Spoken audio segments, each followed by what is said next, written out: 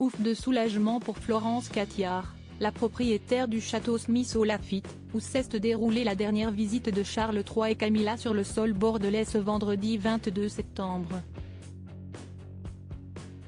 Ils sont beaucoup plus sympathiques et moins stressés que toutes les équipes, souffle-t-elle aux journalistes alors que le couple royal vient de quitter les lieux.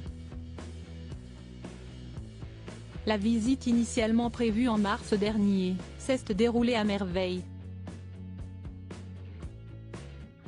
Pourtant tout n'avait pas très bien commencé.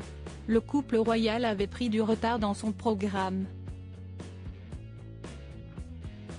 J'ai été crucifié parce que bâcler mon château c'était triste. Finalement, ils partent avec une demi-heure de retard, tant mieux.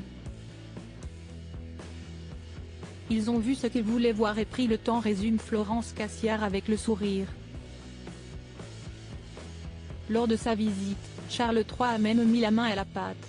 Il a construit la rose dans la tonnellerie, il a même failli pencher alors qu'il ne devait pas monter sur l'escalier mais il a voulu voir. Glisse la propriétaire avec malice. Après la balade dans les chais, une rencontre inattendue avec un lama et une prise de hauteur dans la tour du château pour admirer le vignoble, le couple royal a eu droit à une petite dégustation. Il a adoré le millésime, et il a dit qu'il peut tenir encore longtemps.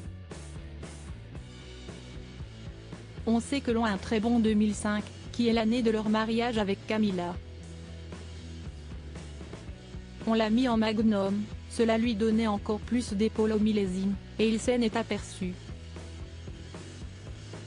Il est très jeune et vous l'avez mis à parfaite température, a confié le roi, fin connaisseur, à Florence Cotillard.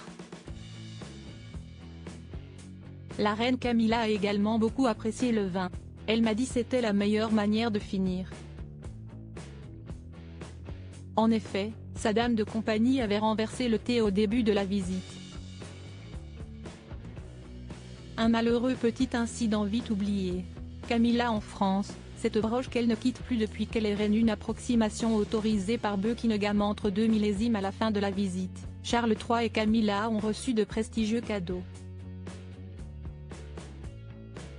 Ils sont repartis avec la cuvée 2022 parce qu'ils ont traversé les barriques de 2022, et on a fait une approximation autorisée par Buckingham entre 2 millésimes, un assemblage bordelais avec du 2019 et du 2020, parce qu'on pense que cela va peut-être bien être entre les 2 millésimes.